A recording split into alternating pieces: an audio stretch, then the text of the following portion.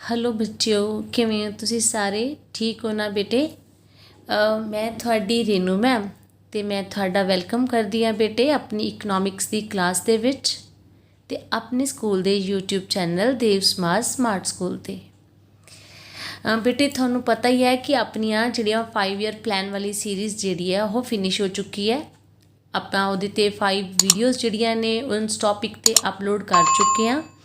ਅਗਰ ਤੁਸੀਂ ਉਹਨਾਂ ਵੀਡੀਓਜ਼ ਨੂੰ ਨਹੀਂ ਦੇਖਿਆ ਬੇਟੇ ਜਾਂ ਕੋਈ ਟੌਪਿਕ ਤੁਹਾਡਾ ਸਕਿਪ ਕਰ ਗਿਆ ਤਾਂ ਤੁਸੀਂ ਉਹਨਾਂ ਵੀਡੀਓਜ਼ ਨੂੰ ਵਾਚ ਕਰਿਆ ਜੇ।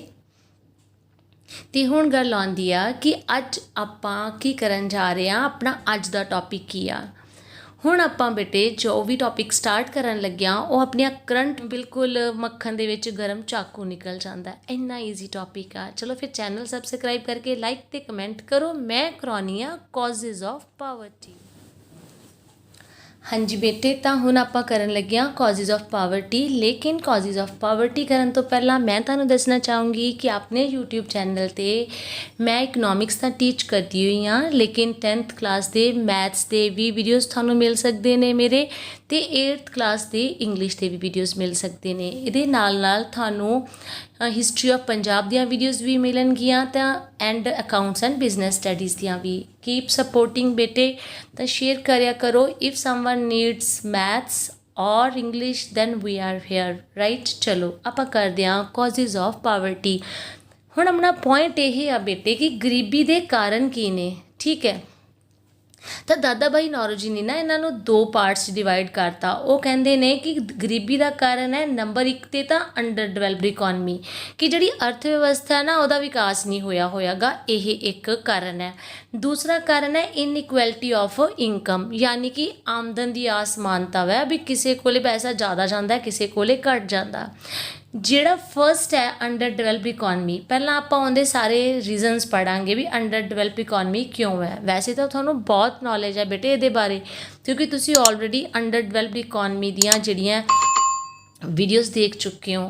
लेकिन आई होप दैट कि तुसी क्विकली समझ जाओगे इस टॉपिक नूं, बहुत सौखा है। तो पहला कारण की है बेटे, हुण आपां पावर्टी दे विच करना है तो तुसी अपने माइंड 'च ये कंसैप्ट रख लेना है कि गरीबी दे कारण की है, ठीक है। आपां वो करन जा रहे हैं। देखो एक बहुत ईजी आ इंडियन इकनॉमिक डिवेलपमेंट जिहड़ी आ, तुहानूं भी लगदा होना। इनू समझण दे नाल नाल मेरे अकॉर्डिंगली जो तुसी मैं एक बारी समझावां तुहानूं समझ आ जांदी आ, उस तो बाद समझण दे नाल नाल तुसी थोड़ा थोड़ा इनू क्रैम भी करना पऊगा, रट्टा भी लाउणा पऊगा, क्योंकि डाटाज हुंदा ना इहदे विच ते डाटा नूं याद करना पैंदा है। तो बस एक मेरी सपोर्ट तो एक थोड़ा क्रैम तो आप लैने ने 100 मार्क्स, ठीक है। चलो तो कॉजेज़ ऑफ पावर्टी की ने, फर्स्ट आ जाता है लो लैवल ऑफ नैशनल प्रोडक्ट, मतलब जी राष्ट्री उत्पादन की जी दर है ना बेटे वो बहुत घट हैगी है। मतलब जोड़ा प्रोडक्ट समझते हो ना उत्पाद, कि जी राष्ट्रीय उत्पाद की दर है वो बहुत घट है। कि इंडिया जोड़ा वै वो ਇਹੋ ਜਿਹੀਆਂ ਕੰਟਰੀਜ਼ ਵਿੱਚ ਆਉਂਦਾ ਵੈ ਜਿਨ੍ਹਾਂ ਦੀ ਜਿਹੜੀ ਪ੍ਰੋਡਕਸ਼ਨ ਦੀ ਜਿਹੜੀ ਲੈਵਲ ਹੈ, ਮਤਲਬ ਕਿ ਕੈਪੈਸਿਟੀ ਆ ਉਹ ਬਹੁਤ ਘੱਟ ਹੈਗੀ ਆ।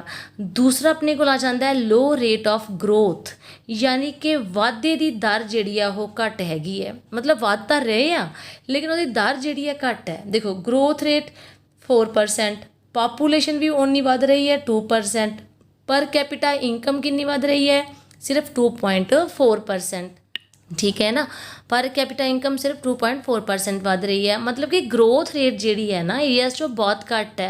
जिमें कि मैं थोड़ी दी एग्जाम्पल देना चाहूँगी कि जे मैं 100 मार्क्स लैने तो मैं ये सोचा कि मैं हर साल 2-2 नंबर इनक्रीज़ वधदी जावां, कि इस बारी मेरे 5 मार्क आए, अगली बारी मैं 7 ले लूँ, अगली बारी मैं 9 ले लूँ।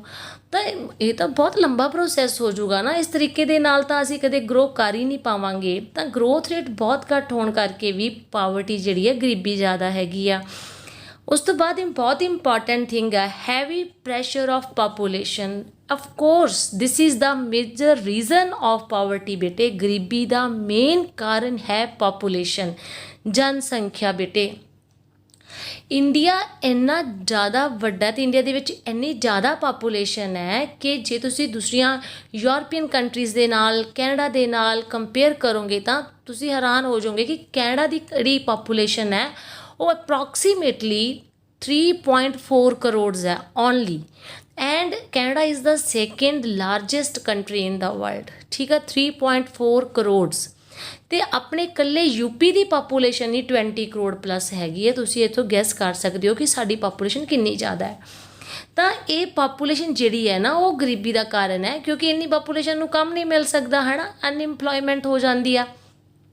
ਅਤੇ ਪਾਪੂਲੇਸ਼ਨ ਪ੍ਰੈਸ਼ਰ ਦੇ ਕਾਰਨ ਕੀ ਹੈ, ਬਰਥ ਰੇਟ ਜਿਹੜੀ ਆ ਉਵੇਂ ਦੀ ਉਵੇਂ ਹੈਗੀ ਹੈ, ਲੇਕਿਨ ਡੈਥ ਰੇਟ ਲੋ ਹੋ ਚੁੱਕੀ ਆ। ਇਹ ਵੀ ਆਪਾਂ ਪਿੱਛੇ ਕਰ ਚੁੱਕੇ ਹਾਂ ਕਿ ਹੈਲਥ ਸਿਸਟਮ ਜਿਹੜਾ ਸਾਡਾ ਡਿਵੈਲਪ ਹੋ ਚੁੱਕਾ ਹੈ। ਹੁਣ ਸਾਨੂੰ ਥੋੜ੍ਹੀ ਜਿਹੀ ਵੀ ਪ੍ਰੋਬਲਮ ਹੁੰਦੀ ਹੈ ਤਾਂ ਸਾਡੇ ਲਈ ਹੌਸਪੀਟਲਸ, ਡਾਕਟਰਸ ਅਵੇਲੇਬਲ ਹੈਗੇ ਆ, ਤਾਂ ਡੈਥ ਰੇਟ ਜਿਹੜੀ ਆ ਉਹ ਲੋ ਹੋ ਗਈ ਹੈ, ਜਿਹਦੇ ਕਰਕੇ ਪਾਪੂਲੇਸ਼ਨ ਵੱਧ ਰਹੀ ਹੈ ਬੇਟੇ। ਦੇਖੋ ਇੱਥੇ 1941-51 ਦੇ ਵਿੱਚ ਜਿਹੜੀ ਰੇਟ ਸੀਗੀ ਨਾ ਪਾਪੂਲੇਸ਼ਨ ਦੀ ਗਰੋਥ ਰੇਟ 1.0% ਸੀ, 1% ਮਤਲਬ 81 ਤੋਂ ਲੈ ਕੇ 2001 ਤੱਕ ਇਹ ਕਿੰਨੀ ਰਹੀ, 2.1% ਹੋ ਗਈ ਸੀ, ਮਤਲਬ ਡਬਲ ਤੋਂ ਜ਼ਿਆਦਾ ਹੋ ਗਈ ਸੀ। 91 ਦੇ ਵਿੱਚ ਆਪਣੀ ਪਾਪੂਲੇਸ਼ਨ ਸੀ 84.63 ਕਰੋੜ, 2011 'ਚ ਹੋ ਗਈ 121 ਕਰੋੜ, ਅਤੇ ਹੁਣ ਆਪਣੀ ਪਾਪੂਲੇਸ਼ਨ ਹੈ 135 ਕਰੋੜ ਪਲੱਸ। ਇਹਦਾ ਮਤਲਬ ਹੈ ਇੰਨੀ ਪਾਪੂਲੇਸ਼ਨ ਦੇ ਲਈ ਸਾਰੇ ਸੋਰਸਿਸ ਅਵੇਲੇਬਲ ਕਰਾਉਣਾ ਜਾਂ ਇੰਪਲੋਇਮੈਂਟ ਕ੍ਰੀਏਟ ਕਰਨਾ ਤਾਂ ਇਹ ਤਾਂ ਬਹੁਤ ਡਿਫੀਕਲਟ ਹੈ ਨਾ। ਤਾਂ ਜਿਹੜੀ ਇਹ ਵੱਧਦੀ ਹੋਈ ਜਨਸੰਖਿਆ ਹੁੰਦੀ ਹੈ ਇਹ ਖੁਦ ਆਪਦੇ ਆਪ ਵਿੱਚ ਗਰੀਬੀ ਦਾ ਇੱਕ ਬਹੁਤ ਵੱਡਾ ਰੀਜ਼ਨ ਹੁੰਦੀ ਹੈ ਬੇਟੇ।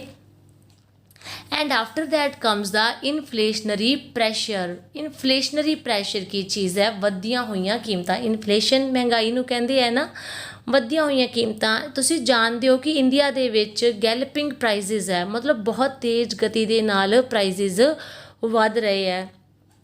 ਅਤੇ ਵੱਧਦੀਆਂ ਹੋਈਆਂ ਕੀਮਤਾਂ ਤੋਂ ਜ਼ਿਆਦਾ ਡੇਂਜਰਸ ਕੁਛ ਵੀ ਨਹੀਂ ਹੋ ਸਕਦਾ, ਕਿਉਂਕਿ ਤੁਸੀਂ ਜਿੰਨਾ ਮਰਜ਼ੀ ਇਨਕਮ ਅਰਨ ਕਰ ਲਓ, ਜਿੰਨਾ ਮਰਜ਼ੀ ਕਮਾ ਲਓ, ਲੇਕਿਨ ਜੇ ਕੀਮਤਾਂ ਵੱਧ ਰਹੀਆਂ ਨਾ ਬੇਟੇ ਤਾਂ ਫਿਰ ਤੁਸੀਂ ਆਪਦੀਆਂ ਜ਼ਰੂਰਤਾਂ ਨੂੰ ਫੁੱਲਫਿਲ ਕਰ ਹੀ ਨਹੀਂ ਪਾਓਗੇ, ਆਪਦੀਆਂ ਮਿਨੀਮਮ ਰਿਕੁਆਇਰਮੈਂਟਸ ਵੀ ਫੁੱਲਫਿਲ ਨਹੀਂ ਕਰ ਪਾਓਗੇ। ਇੱਕ ਗੁੱਡ ਹੈਲਥ ਜਾਂ ਗੁੱਡ ਐਜੂਕੇਸ਼ਨ ਵਾਸਤੇ ਤੁਸੀਂ ਸੇਵ ਨਹੀਂ ਕਰ ਪਾਓਗੇ। ਇਟ ਮੀਨ ਜਿਹੜਾ ਇਹ ਇਨਫਲੇਸ਼ਨਰੀ ਪ੍ਰੈਸ਼ਰ ਹੈ ਨਾ, ਵੱਧਦੀਆਂ ਹੋਈਆਂ ਕੀਮਤਾਂ ਜਿਹੜੀਆਂ ਨੇ ਬੇਟੇ ਇਹ ਗਰੀਬਾਂ ਨੂੰ ਹੋਰ ਗਰੀਬੀ ਵਾਲੇ ਪਾਸੇ ਧੱਕ ਦਿੰਦੀਆਂ ਨੇ। And this is also one of the major reasons of poverty ਬੇਟੇ। And after that chronic unemployment. Yes, let us discuss this point in very detail. Unemployment ਜੇਕਰ ਪਾਪੂਲੇਸ਼ਨ ਹੋਵੇ ਬੇਟੇ, ਪਾਪੂਲੇਸ਼ਨ ਜਿੰਨੀ ਮਰਜ਼ੀ ਹੋਵੇ, ਲੇਕਿਨ ਜੇ ਉਹਨੂੰ ਵਰਕ ਮਿਲ ਜਾਵੇ, ਕੰਮ ਮਿਲ ਜਾਵੇ, ਹੈ ਨਾ, ਤਾਂ ਫਿਰ ਗਰੀਬੀ ਨਹੀਂ ਰਹੂਗੀ। ਲੇਕਿਨ what is happening over here in India that population is growing at the alarming speed. ਜਿਹੜੀ ਪਾਪੂਲੇਸ਼ਨ ਹੈ ਬੇਟੇ ਉਹ ਤਾਂ ਬਹੁਤ ਤੇਜ਼ ਗਤੀ ਨਾਲ ਵੱਧ ਰਹੀ ਆ, ਠੀਕ ਹੈ। ਅਤੇ ਲੋਕਾਂ ਨੂੰ ਚਲੋ ਮਤਲਬ ਪੜ੍ਹਨ ਦਾ ਵੀ ਹੁਣ ਥੋੜ੍ਹੀਆਂ ਜਿਹੀਆਂ ਜਿਹੜੀਆਂ ਐਜੂਕੇਸ਼ਨ ਫੈਸਿਲਿਟੀਜ਼ ਵੀ ਹੋ ਚੁੱਕੀਆਂ ਨੇ, ਸਿੱਖਿਆ ਦੇ ਖੇਤਰ ਦੇ ਵਿੱਚ ਵੀ ਬਹੁਤ ਮਤਲਬ ਆਪਾਂ ਲਿਟਰੇਸੀ ਵਾਲੇ ਪਾਸੇ ਬਹੁਤ ਐਡਵਾਂਸ ਹੋ ਰਹੇ ਹਾਂ। ਲੇਕਿਨ ਕੀ ਉਹਨਾਂ ਸਭ ਨੂੰ ਵਰਕ ਮਿਲ ਰਿਹਾ? Definitely note. ਤਾਂ ਇੰਡੀਆ ਦੇ ਵਿੱਚ ਪੜ੍ਹੇ ਲਿਖੇ ਬੇਰੁਜ਼ਗਾਰਾਂ ਦੀ ਗਿਣਤੀ ਜਿਹੜੀ ਆ ਉਹ ਵੱਧਦੀ ਹੀ ਜਾ ਰਹੀ ਹੈ।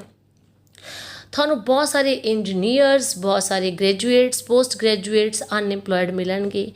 ਤਾਂ ਪੜ੍ਹੇ ਲਿਖੇ ਬੇਰੁਜ਼ਗਾਰ, ਛਿਪੀ ਹੋਈ ਬੇਰੁਜ਼ਗਾਰੀ ਵੀ ਇੱਕ ਰੀਜ਼ਨ ਹੈ। ਛਿਪੀ ਹੋਈ ਬੇਰੁਜ਼ਗਾਰੀ ਤੁਸੀਂ 10th ਜਾਂ 9th ਦੇ ਵਿੱਚ ਇਕਨੋਮਿਕਸ ਪੜ੍ਹੀ ਹੈ ਤਾਂ ਉਹਦੇ ਵਿੱਚ ਤੁਸੀਂ ਡਿਸਗਾਈਜ਼ਡ ਅਨਇੰਪਲੋਇਮੈਂਟ ਪੜ੍ਹੀ ਹੋਊਗੀ ਕਿ ਦੇਖਣ 'ਚ ਇੰਝ ਲੱਗਦਾ ਹੁੰਦਾ ਕਿ ਬੰਦਾ ਕੰਮ 'ਤੇ ਲੱਗਾ ਹੋਇਆ, ਲੇਕਿਨ ਐਕਚੁਅਲ ਤੌਰ 'ਤੇ ਪ੍ਰੋਡਕਸ਼ਨ ਦੇ ਵਿੱਚ ਉਹਦਾ ਕੋਈ ਵੀ ਯੋਗਦਾਨ ਨਹੀਂ ਹੁੰਦਾ ਬੇਟੇ। It happens in the agriculture field actually. Some time it happens ਨਾ ਕਿ ਐਗਰੀਕਲਚਰ ਫੀਲਡ ਯਾਨੀ ਖੇਤਾਂ ਦੇ ਵਿੱਚ ਇੱਕ ਫੈਮਿਲੀ ਦੇ 5 ਮੈਂਬਰ ਲੱਗੇ ਹੋਏ ਆ, ਉੱਥੇ 2 ਬੰਦਿਆਂ ਨਾਲ ਵੀ ਕੰਮ ਹੋ ਸਕਦਾ।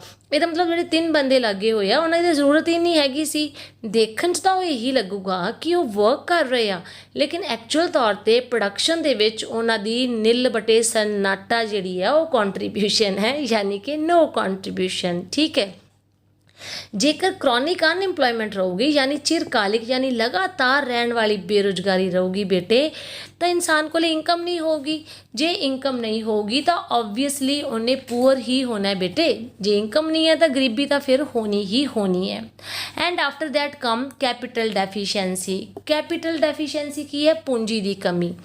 ਪੂੰਜੀ ਦੀ ਕਮੀ first of all you know that ਆਪਾਂ ਕੈਪੀਟਲ ਫਾਰਮੇਸ਼ਨ ਦਾ ਟੌਪਿਕ ਕੀਤਾ ਹੋਇਆ ਲਾਸਟ ਵੀਡੀਓਜ਼ ਦੇ ਵਿੱਚ ਕਿ ਜੇ ਅਸੀਂ ਕਮਾਵਾਂਗੇ, ਬੱਚਤ ਕਰਾਂਗੇ ਤਾਂ ਹੀ ਨਿਵੇਸ਼ ਕਰਾਂਗੇ।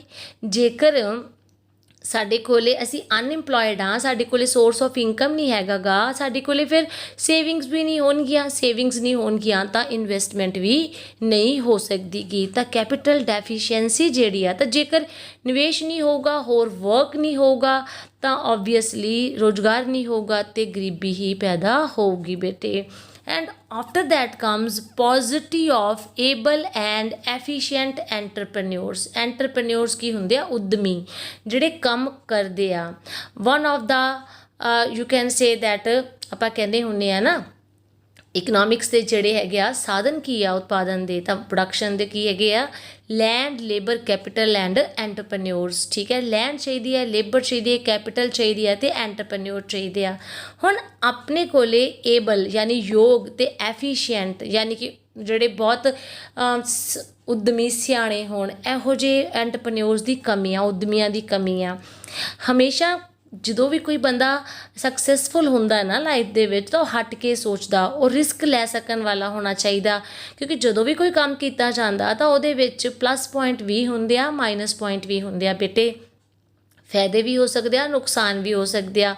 ਜੇ ਅਸੀਂ ਫਾਇਦੇ ਨੁਕਸਾਨ ਬਾਰੇ ਹੀ ਸੋਚਦੇ ਰਹਾਂਗੇ ਤਾਂ ਕੋਈ ਵੀ ਕੰਮ ਨਹੀਂ ਕਰਾਂਗੇ, ਹੈ ਨਾ। ਲੇਕਿਨ ਇੰਡੀਆ ਦੇ ਵਿੱਚ ਕੀ ਪ੍ਰੋਬਲਮ ਆ ਕਿ ਰਿਸਕ ਟੇਕਿੰਗ ਜਿਹੜੇ ਐਂਟਰਪ੍ਰੈਨਿਓਰ ਆ ਉਹਨਾਂ ਦੀ ਬਹੁਤ ਕਮੀ ਆ। ਇਮੈਜੀਨੇਸ਼ਨ, ਜਿਨ੍ਹਾਂ ਦੀ ਕਾਲਪਨਿਕ ਸ਼ਕਤੀ ਬਹੁਤ ਸਟਰੋਂਗ ਹੋਵੇ ਕਿ ਇੰਝ ਹੋ ਸਕਦਾ, ਇਸ ਤਰ੍ਹਾਂ ਕਰੀਏ ਜਾਂ ਉਸ ਤਰ੍ਹਾਂ ਕਰੀਏ, ਤਾਂ ਮਤਲਬ ਇਨੀਸ਼ੀਏਟਿਵ ਲੈਣ ਵਾਲੇ। ਹੁਣ ਤੁਸੀਂ ਦੇਖੋ ਤਾਂ ਫੇਸਬੁੱਕ ਦੇ ਬਾਰੇ ਜਾਣਦੇ ਹੋ, ਮਾਰਕ ਜ਼ੁਕਰਬਰਗ ਕਿੰਨਾ ਯੰਗ ਹੈਗਾ, ਉਹ one of the richest person of the world ਹੈਗਾ, ਹੈ ਨਾ। ਜਿਹੜੀ ਮੈਂ ਕੈਪੀਟਲ ਡੈਫੀਸ਼ੀਐਂਸੀ ਦੀ ਗੱਲ ਕਰਦੀ ਸੀ ਨਾ, ਆਪਾਂ ਇਹਨੂੰ ਜੋੜਦੇ ਹਾਂ ਇਹਦੇ ਨਾਲ। ਤੁਸੀਂ ਦੇਖੋ ਵੀ ਹੁਣ ਵੈਸੇ ਹੁਣ ਇਹਨਾਂ ਦਿਨਾਂ ਦੇ ਵਿੱਚ ਮੀਨਜ਼ ਬਾਹਰੋਂ ਜਿਹੜੇ ਗੂਗਲ ਜਾਂ ਫੇਸਬੁੱਕ ਜਾਂ ਵਟਸਐਪ ਇੰਡੀਆ 'ਚ ਇਨਵੈਸਟਮੈਂਟ ਕਰਨ ਲਈ ਆ ਰਹੇ ਆ, ਅਦਰਵਾਈਜ਼ ਡੈਫੀਸ਼ੀਐਂਸੀ ਸੀ ਕੈਪੀਟਲ ਦੀ ਇੰਡੀਆ ਦੇ ਵਿੱਚ।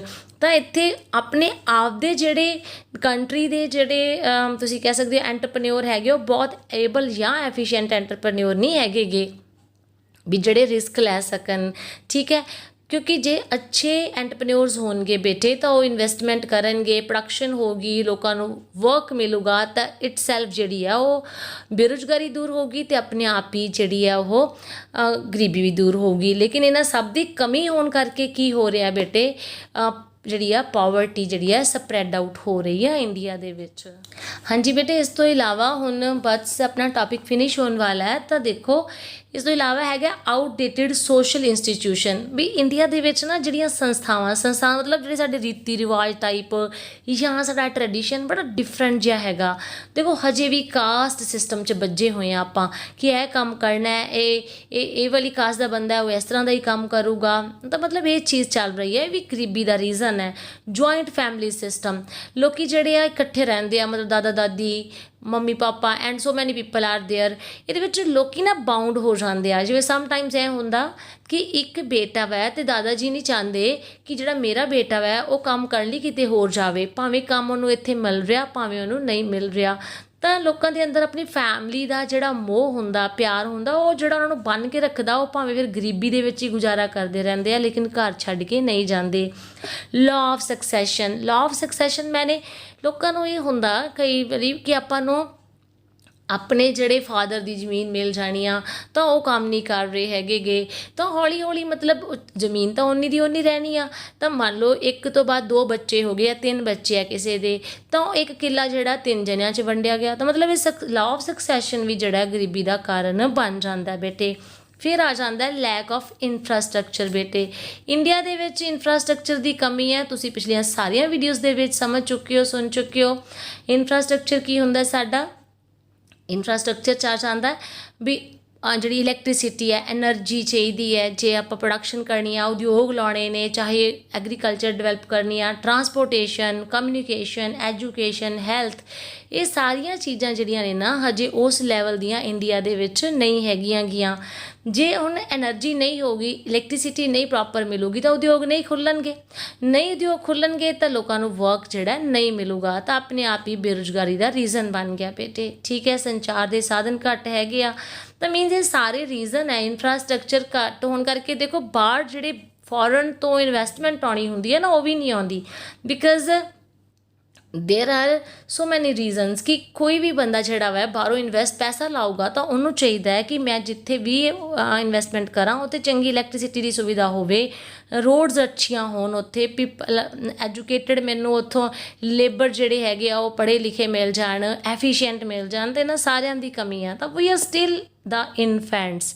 ਉਹ ਕਹਿੰਦਾ ਆਪਾਂ ਹਜੇ ਵੀ ਬੱਚੇ ਹੀ ਹਾਂ ਦੂਜੇ ਕੰਟਰੀਜ਼ ਦੇ ਸਾਹਮਣੇ ਇਨਫਰਾਸਟਰਕਚਰ ਦੇ ਮਾਮਲੇ ਦੇ ਵਿੱਚ। ਠੀਕ ਹੈ ਬੇਟੇ, ਤਾਂ ਇਹ ਸਾਰੀਆਂ ਚੀਜ਼ਾਂ ਜਿਹੜੀਆਂ ਮੈਂ ਤੁਹਾਨੂੰ ਪੁਆਇੰਟ ਸਮਝਾਏ ਨੇ, ਸਾਰੇ ਪੁਆਇੰਟ ਕਿਹਨੂੰ ਸ਼ੋਅ ਕਰਦੇ ਆ ਕਿ ਇੰਡੀਆ ਇੱਕ ਅੰਡਰ ਡਿਵੈਲਪਡ ਇਕੋਨਮੀ ਹੋਣ ਕਰਕੇ ਵੀ ਗਰੀਬੀ ਜਿਹੜੀ ਆ ਉਹ ਵਧੀ ਹੈ ਅਤੇ ਵਧਦੀ ਜਾ ਰਹੀ ਹੈ।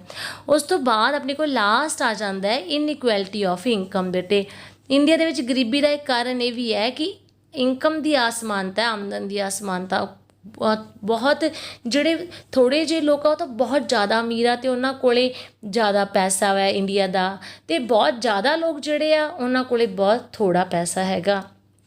ਚਾਹੇ ਬਹੁਤ ਸਾਰੇ ਤਰੀਕੇ ਸਰਕਾਰ ਨੇ ਅਪਣਾਏ ਆ ਬਈ ਜਿਵੇਂ ਟੈਕਸਿਸ ਵਗੈਰਾ ਲਗਾ ਕੇ ਕਿ ਜਿਹੜੇ ਰਿਚ ਪੀਪਲ 'ਤੇ ਟੈਕਸ ਲਗਾਏ ਜਾਣ ਅਤੇ ਉਹਨਾਂ ਟੈਕਸਿਸ ਦਾ ਇਸਤੇਮਾਲ ਗਰੀਬ ਲੋਕਾਂ ਵਾਸਤੇ ਕੀਤਾ ਜਾਵੇ, ਲੇਕਿਨ it doesn't happen over here.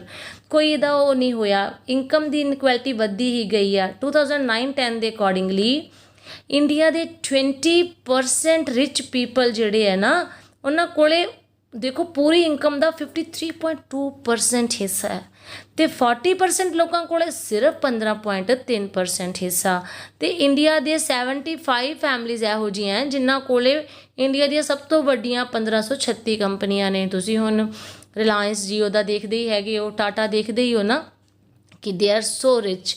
ਠੀਕ ਹੈ, ਤਾਂ ਇਹ ਸਾਰੇ ਰੀਜ਼ਨਸ ਨੇ ਬੇਟੇ ਜਿਹੜੇ ਗਰੀਬੀ ਨੂੰ ਪੈਦਾ ਕਰਦੇ ਨੇ, ਗਰੀਬੀ ਦੇ ਕਾਰਨ ਨੇ। ਤਾਂ ਮੈਂ ਉਮੀਦ ਕਰਦੀ ਹਾਂ ਬੇਟੇ ਤੁਹਾਨੂੰ ਮੇਰਾ ਟੌਪਿਕ ਸਮਝ ਆ ਗਿਆ ਹੋਣਾ। ਸੌਖਾ ਟੌਪਿਕ ਹੈ ਅਤੇ ਤੁਸੀਂ ਇਹਨੂੰ ਪ੍ਰੋਪਰਲੀ ਸੁਣਨਾ, ਸਮਝਣਾ। ਠੀਕ ਹੈ, ਕੋਈ ਪ੍ਰੋਬਲਮ ਹੋਵੇ ਤਾਂ ਮੈਨੂੰ ਜ਼ਰੂਰ ਦੱਸਣਾ। ਪ੍ਰੋਬਲਮ ਵੀ ਕਮੈਂਟ 'ਚ ਦੱਸੀ ਜਾ ਸਕਦੀ ਹੈ, ਜੇ ਆਪਾਂ ਐਪਰੀਸੀਏਸ਼ਨ ਕਮੈਂਟ ਕਰ ਸਕਦੇ ਹਾਂ ਤਾਂ। ਠੀਕ ਹੈ ਬੇਟੇ, ਲਾਈਕ ਵੀ ਕਰ ਦਿਆ ਜੇ ਫਿਰ, ਅਤੇ ਤੁਸੀਂ ਸਪੋਰਟ ਕਰਦੇ ਰਹੋ ਬੇਟੇ। Thank you so very much, take care, see you, bye.